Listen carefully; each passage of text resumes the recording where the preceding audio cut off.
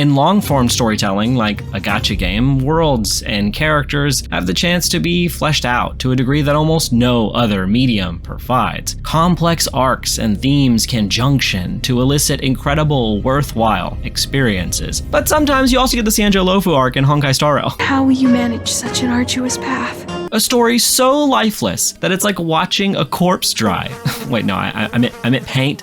I'm fully prepared to admit that a lot of people probably enjoyed the Xianzhou arc, but I'm also fully prepared to argue why I think this arc has the worst storytelling in all of Star Rail and Genji combined, and that you've been fooled this entire time. It's a masterclass in poor pacing, mismanaged story elements, hollow characters, and a plot that is so all over the place that it's hard to tell what its point was and whether it even was saying literally anything at all. So let's look at the elements individually so I can explain why I think the Star Rail writers tripped and hit their heads and someone needs to fucking call someone to get out. So let's deconstruct this whole arc, the characters, villains, plot, and my sanity so we can reach an agreement that this shit sucks. In the last video, people were telling me that Dan Heng was obviously the main character of this whole world. And while my point in the last video was to ask who the main character from this world was, someone who we meet on the Xianzhou, it doesn't change the fact that Dan Heng has very little character on this world, and what little he does have here is actually really detrimental to him as a whole. I would argue we learned more about what makes Dan Heng tick on the space station and Eurilo 6 than we learned about him here. I agree that the story wants us to think he's the main character here, but he's really not if you examine it deeply at all. I actually think there really isn't a main character on the Xianzhou. No characters have arcs here, have coherent A to B stories,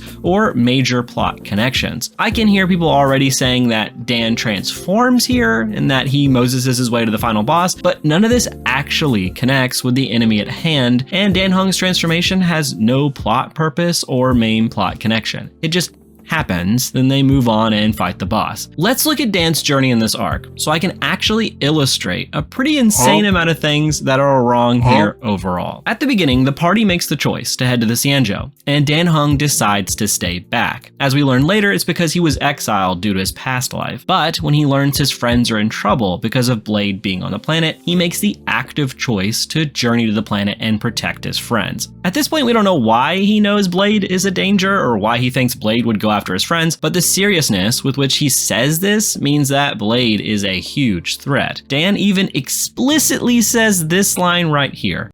I'm afraid my burden has finally caught up with me, and that everyone is about to be drawn in.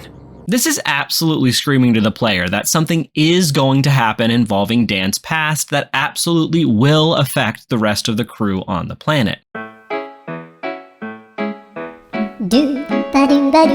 So people are right by saying that this story is setting itself up as a Dan Heng heavy plot by starting the story out with his dream of Blade and making this choice an important plot point early on. But literally after Dan makes this choice to protect his friends, we get essentially nothing else with him. Yeah, he travels with Luocha and Sushong, but there's nothing of any substance there. The game absolutely fumbled a layup here. Instead of giving this unlikely trio a dynamic as they traveled and having them interact with each other in ways that make us learn about them and have them grow a bond with one another, or well, have any dynamic at all, these segments are instead simply walking simulators with player-led exposition moments at the beginning and end. The three will stand there, you chat with them, they exposit. You walk. End scene. You come back, 3 stand, 3 walk, 3 move. So while we're here, let's talk about exposition in general. In a story, exposition is when a character just tells the player what something is, whether that be history or important background information or just information that the reader might not know. So if you've ever watched something where 2 characters say something like, "Why would you do that to her? You know she's my sister and we've known each other for 12 years and we were apart for 16 years because we were switched at birth and my name is Tia and her name is Tamara." You'll have expository dialogue in any story. Some information simply can't be naturally expressed, especially on a time constraint. If arcs had all the time in the world, a writer wouldn't need to use exposition because the reader would be allowed to naturally exist in that world and pick up things as things progress. That's why it takes more skilled writers to introduce concepts naturally in shorter arcs of a story without someone expositing them. So when it comes to Star Rail, I'm a little more lenient about exposition because I acknowledge that these worlds can't last forever. and nor do I want them to. This game is supposed to be about world hopping, so I absolutely accept that some things will just feel stilted and unnatural. But goddamn is this whole arc exposition. I'm not kidding. I think you could put a stopwatch up, and within every 30 seconds of dialogue, someone would be spouting exposition. Characters cannot stop telling me information. I fucking dare you to find like 3 conversations in this entire arc that aren't just explicit exposition. These guide characters are also explicitly made for exposition, since none of them have discernible character arcs, barely any motivations, and no personal connections to the villains. This means that you could replace one character's dialogue with another, and almost nothing would change. This is such a fatal flaw when writing characters that it is inexcusable. Here, let's quiz you. Who said this line right here? I'll give you a second. It was Tingyun. No, I'm kidding. It was Fu Xuan. Just kidding, it was a fucking NPC. People understand bad exposition when Paimon does it, but when a whole arc of cool-looking character designs do it, well, it seems like people turn their brains off. It's almost like people only care that exposition is happening because a mascot character is doing it and they're bored. But if you just put some flashing lights in front of them and then have a cool character exposit, well, people would be a-okay with that. Personally, I'd rather the writing be good, regardless of who's saying it, and it should be called out even if the character looks cool. The characters here are like jingly keys, except this time they're colorful, shiny keys, so people are okay with it. So back to Dan Heng. He then travels with these 2 exposition machines and then ends up at a dock, by which he rides a boat, and then he meets Blade. Dan Heng does no soul searching while he's by himself, learns nothing of value, makes no discernible relationships with Sushang or Locha. He's just moved from point A to point B.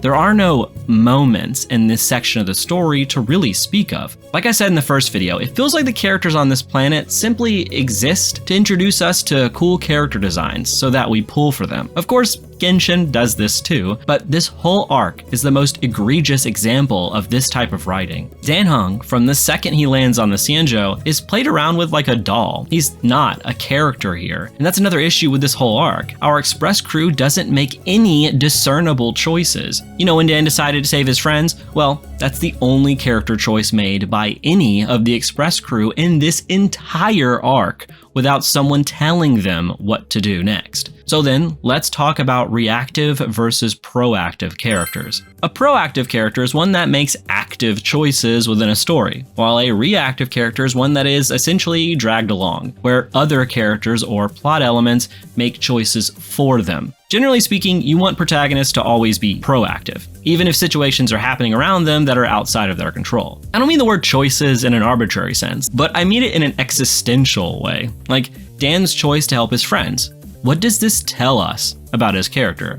Well, it tells us that he's grown to care for these people so much that he's willing to face something that he initially joined the express crew to run from. He's making a decision, yes, but this decision is actively telling us more about the inner workings of his character. That's good character writing. The same is true for when the express crew makes the choice to go to the Xianzhou in the first place. The whole beginning of the Xianzhou arc, where the characters are debating even going to the world in the first place, is actually pretty great, and the back and forth between the crew about it is good stuff. Now, to understand why reactive characters are bad, imagine if in the first part of the Xianzhou, this whole debate, if it was written as reactive. In the case of the crew, imagine Kafka could just have forced them to go to the Xianzhou without any discussion at all, like warping them to the world or something. The same is true with Dan's choice. Some plot element or character could have forced him onto the Xianzhou without him having any deliberation or active choice on his part to protect his friends. Doing so would have robbed these characters of agency, and thus changed them in those moments from proactive characters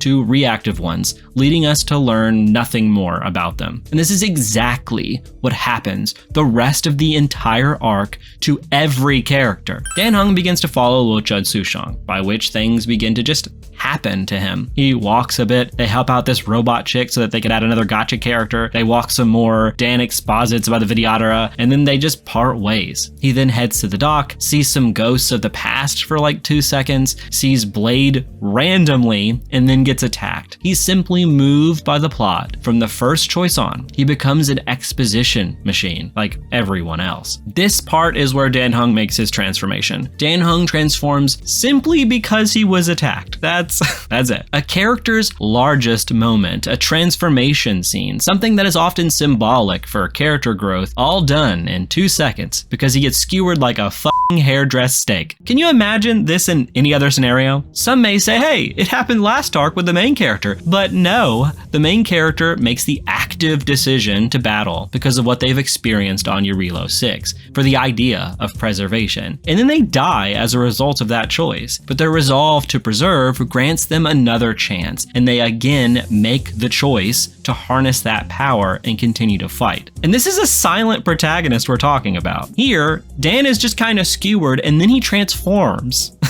Yay! No choice, no active character motivation, no build-up, nothing. It's genuinely baffling that we get this much of an anticlimactic transformation. We then get Yanqing showing up, and instead of Dan Heng actively battling Blade, you know, the reason he came to this fucking planet, the guy who he was supposed to protect his friends from, he instead defends himself from Yanqing while working with Blade. And then Tingyun just comes in, scolds Yanqing, and Blade leaves. Dan Heng then becomes Tingyun's puppet for the rest of the quest as Tingyun spouts exposition to him, as with every other character on this god-fucking forsaken planet. The moment we were all waiting for, though, actually does happen. Dan Heng, after walking a few scenes and being skewered because he undocked at the wrong spot, I guess, protects his friends from a group of random monsters who it didn't seem like they were having trouble with anyway. I seriously don't know how you drop the ball this hard. I don't even know how it's possible to write these events in these ways. I really want to get into the brain of anyone who still thinks Dan Heng is the main character of this world in anything other than aesthetics. Actively, his plot on this world is makes a choice to protect his friends, walks a bit with 2 Randys, happens upon Blade, becomes a bottom, transforms, fights a random mob that his friends were fine against anyway, does what Tingyun says by parting a sea, and fights someone not connected to him at all. He makes that first active decision to go save his friends from Blade, and that's good. But the payoff for that is a sword to the chest after fighting Blade for 5 seconds after happening to run into him on a dock, and then he saunters up to his friends like he just remembered they were even here on the planet. Then the main characters are like, oh hey Dan, and March is like, I knew you had a secret power. People are okay with this. Of course, we have the whole history behind Dan Heng's past self, but not only is that speed ran, it's also not told from Dan Heng's perspective at all.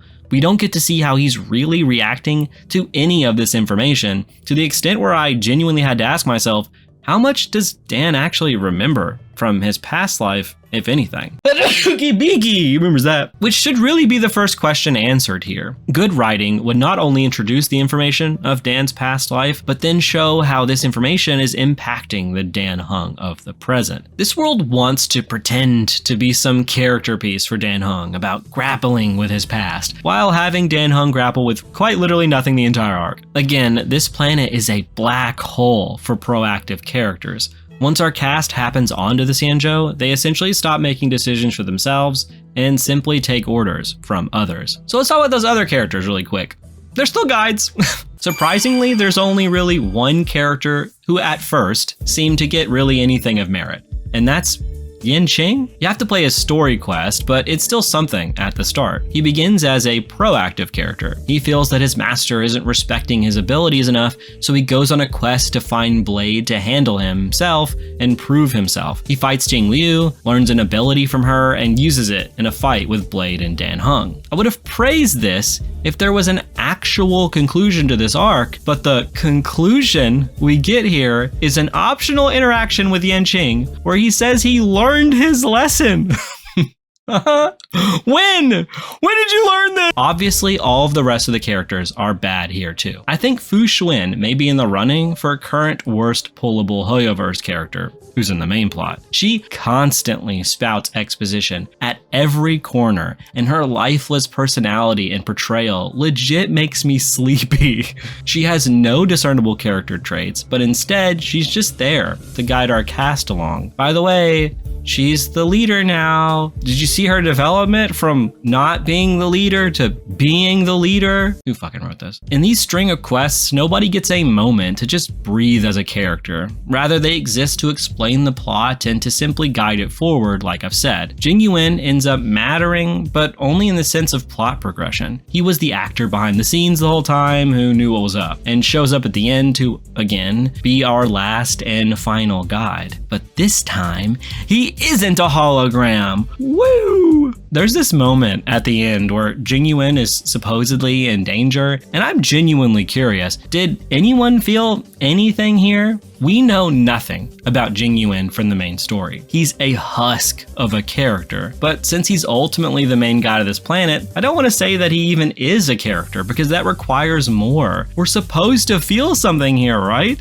So let's talk about something. There were people who were calling me out in my last video because I said that having pointless guides, especially characters like Ching Chui, was wrong. They were like, Maverick, why don't you like her? She's so me-coded. And look, again, if you like a character design or a character's premise or gimmick or whatever because she's just one trait, then more power to you. But when I discuss character usage in a story, I look at that. Why are they here? Ching Chui is unequivocally here so that people will want to pull for her. Full stop. Because her usage is nothing more than an ad for her character. So let's talk about filler. Filler in a story is when something takes up time but serves no real purpose to the plot, and thus could be removed and not change anything. Can Ching Chui be removed? Yes. She serves no real purpose in the main story here. Hela is a great instance of this being done correctly. Hela was just a cameo in the main story of Yurilo 6, and then she gets her own time in side quests and events. That's perfect. If you can't find a larger narrative purpose for the inclusion of a character, they simply shouldn't be there. It's filler. Like if you enjoy watching 500 million episodes of Naruto filler, that's fine, but it doesn't mean it's not filler just because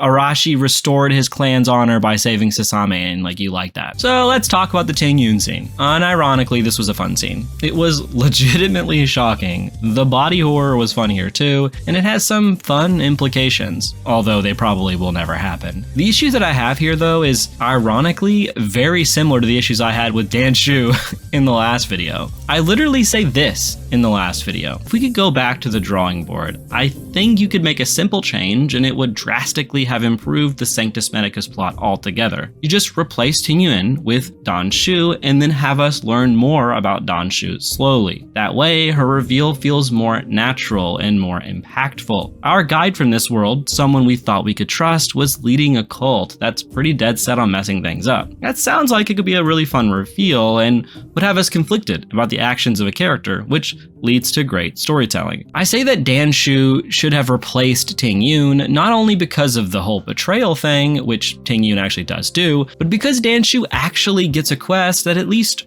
tries to give her some depth. I said that if that depth were to be spaced out over the whole time that she guides the cast, then that would have been a fun twist. The reason it would have been good is because they tried to make Danshu a character, but it was shoehorned in at the last minute. So her being evil didn't really come as a shock at all. She was just some rando that had forced moments. So if Danshu replaced Tingyun and her story beats were spread out, leading to a reveal that she was evil, that would have been good, because it would have led to a conflicted viewer. The reason this current twist that we have with Tingyun is fun is only because it's shocking. Shocking is fun, I'm not gonna lie, but it does nothing else narratively. Hell, I'd be just as shocked if like Hook ended up turning her head and revealing she was a villain. And it's mostly because it could have been anyone. I find it funny that I mentioned guides in the last video because Tingyun was quite literally only our guide in this quest line. And the biggest tell for that is after it's revealed that she's been Phantilia for however long, the cast just kind of goes, damn, that's crazy.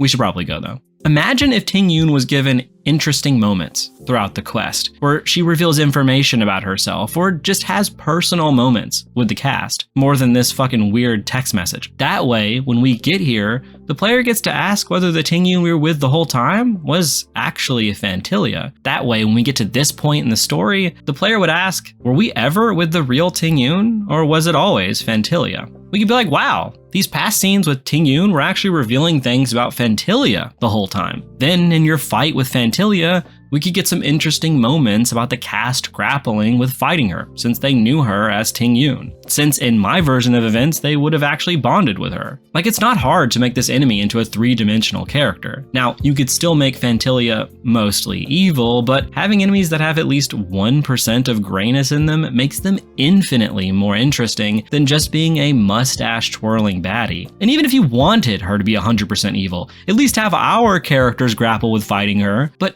Phantylia isn't a character. Just like most on the Xianzhou, she's just a plot point. There's also no sense of danger in this entire quest line, even though the quest is trying to make you think there is. Case in point, the Ambrosial Arbor. When he gets resurrected, that seems like a time when the stakes would be raised, but like, nah, we show up at a battle after it's happened and our cast is like, damn, sucks for these people. Same with Phantylia. Phantylia shows up and is like, the destruction is now here too. And you're like, oh shit, we're in trouble. But like, nah, she kind of just runs off and doesn't put anyone in real danger until the final seconds with Tingyun. In my last video, I spoke about how the Xianzhou didn't have a cohesive narrative, how there wasn't an enemy or faction to ground the world for us, and I know why that was now. Because it was the Fatui all along! Genshin has done this twist multiple times, and each time they've done it, I've become more and more sick of it. Oh wow, Team Rocket strikes again, and they're actually behind everything evil here. The same is essentially true here. Phantylia was behind the scenes manipulating everyone to get her way, and that's it. That's why the plot was all over the place up to this point, because the writers weren't sure what to really focus on. I can now see the structure of the whole story of Star Rail pretty clearly now. It seems like we might head to a world, learn of a danger, realize it's actually the Antimatter Legion, and then fight one of the Lord Ravagers. They've essentially copied their Genshin formula, and I already don't think the Fatui is that compelling in that game, but at least the Fatui has some personality. So far, the Antimatter Legion is literally just mustache-twirling baddies or faceless monsters. It's very, very boring, and it's egregious that this quest could have fixed that by making Phantylia a more three-dimensional character. I do hope to God that the game does not end up with this being the structure of worlds for years to come, though. Now, they did try Sanctus Medicus as the villain in this world for like 2 seconds, though, and then realized that they messed up, so they moved it to a world quest. I wonder what all of the people telling me that Dan Shu was going to be the main villain are really thinking now. She shows up in this quest, but essentially only in name. Even if you've completed her quest with a Trailblazer, she doesn't even acknowledge your existence. I genuinely do believe that they just gave the enemy the name Dan Shu just to throw that plot point out, because it is such an incredible oversight that she's just here, says that she's Dan Shu, and then dies. People in the comments from the last video were telling me, oh, just read Dan Shu's journal. It really develops her and makes her into this morally gray character. They said this meant that the quest wanted us to grapple with which side was morally correct, the hunt characters or those following the abundance in Sanctus Medicus, which, if that's the way this quest ended up actually going, that sounds kind of fun. Instead, the quest said, fuck that, and made Dan Shu into an unequivocally evil character who just wants to destroy everyone else. She doesn't address the main character, then she dies. I don't know how anyone could think her usage here was anything other than pointless, which means when I said the Sanctus Medicus stuff was likely used as a time filler because they needed more content, that seems more true than ever now. I got so many comments in my last video also telling me that I needed to experience the entire quest before I could say anything. My previous video was about why the story we had at the time was poor, that the pacing was bad, with plot points thrown in at random, and it included characters who didn't have a purpose aside from being guides or exposition. People, though, took that to mean I was saying these characters would never have a purpose, or that I was saying the story was 100% going to be bad moving forward. That isn't what my argument was, and you can go back and watch it if you want. Give me more ad dollars. But I think we all need to collectively agree that we can judge the quality of storytelling before an arc is over, right? Like, stories may be collected in arcs, but arcs are collected in story beats. These story beats can be individually poor and then become better, which helps the overall quality of the arc. People were like, no, Maverick, wait until they push out the rest of the shit before you say the shit smells like shit. Like, I know the rest. I can see the fucking dingleberry. What do you mean? The plot theming here is also obviously very jarring. Obviously, all the characters are exposition and guides, as I've explained, but there also doesn't appear to be any themes here. at all. Unlike Belobog, where every character and the villain connect to the theme of preservation, here, there isn't a theme. And I think that's because this story wasn't written as a cohesive story, but a stepping stone for some future plot points. And this is because the hand of the author is super apparent in this whole arc. It's clear the authors only cared about setup here, and that's it. It's so beyond apparent that everything that takes place here is to accomplish one thing: get the Xianzhou faction on board to fight the Antimatter Legion later in the game's story. Everything that happens here is for this particular purpose. All the events in this world make a lot more sense if you just look at it from that perspective. Why is Phantilia on this planet as the villain, even though she connects to none of these characters here? Well, because the authors want the Xianzhou to fight the Antimatter Legion. Why is there no setup, payoff, or character arcs in this entire planet's story? Well, because the authors are using the characters to move the Express crew towards these revelations. That's it. The characters are a means to an end, and this world is a means to an end. Nothing here has substance because the authors, frankly, do not care about a plot that has substance or emotion. Just hurry that shit up so we can reach our goal of the Antimatter Legion being the big bad. The ending to this world is extremely jarring. As jarring as the handling of its characters and its villains. It's essentially a burial of Tingyun and a focus on her life. A character, by the way, that the cast doesn't even really know, even the Phantilia version. Unironically, we get exposition over a shell of a character that the cast barely knows. I legit laughed out loud when this f***ing rando walks up as you're going through her stuff, and then he exposits his whole relationship with her randomly. And then he's just there at her funeral when you're giving gifts. This is what Star Rail thinks a good character moment is. Exposition of her relationships, exposition of her character without ever knowing her. And unironically, I actually think this makes Tingyun the best character in this world, and the one with the most depth. Her death is what gives her depth. By killing a character off screen, it allows us to imagine who she was. And our imagination is infinitely better than anything the Xianzhou arc ever provides with its characters and its main plot. After sending her gifts off to a character who we don't know, we then get an optional quest to speak to the people on this world before we leave. That's right. You literally don't even have to say bye to any of these characters. The writers know there's no relationship between any of these characters and the Express crew. They know there were no characters on this planet to begin with, and so they're just like, all right, you can leave now. Even if you do decide to seek them out, they essentially give you nothing because they are nothing. They're shells, characters not even worth a goodbye. So then why do some people enjoy this arc? Well, obviously, I think people can enjoy bad things. I do all the time. But more importantly, I think that players have been clamoring for main characters to participate in events that seem to have stakes. They want the characters they play as to do things. And honestly, I'm with them. As much as I think NPCs can have deep and worthwhile plots in, like, Genshin, I also fully understand the annoyance that Genshin does not utilize its playable characters to an acceptable degree at all. And the stakes are also very low in Genshin arcs usually. I agree with all of that, but that doesn't mean that I want whatever the f this is. This to me is like flashing lights. It has no substance. Personally, I'd rather a quest just have NPCs if they were well written, instead of this hollow mess of random and pointless plot beats with puppet guide characters. Ultimately, this quest was obviously a huge disappointment. Not just the characters and the enemies and the plot, but what all this means for the future. I've never been legitimately taken aback by the writing in Genshin. At times, I've fallen asleep, but there was always something there. That's what led me to do the Retold videos. There was something deeper to Genshin that, if you just wrote it better, would be legitimately great. And Genshin is getting there themselves. So it confuses me how this arc in Star Rail was written like this. I hope this was because they were rushed with this arc to get the game out faster, and that this ends up being an outlier in the game's lifespan. But when I look back on Genshin's worst main quest, the Leeway questline, there's still a heart there. The issue was padding and bad dialogue and boring events, but there was still something there.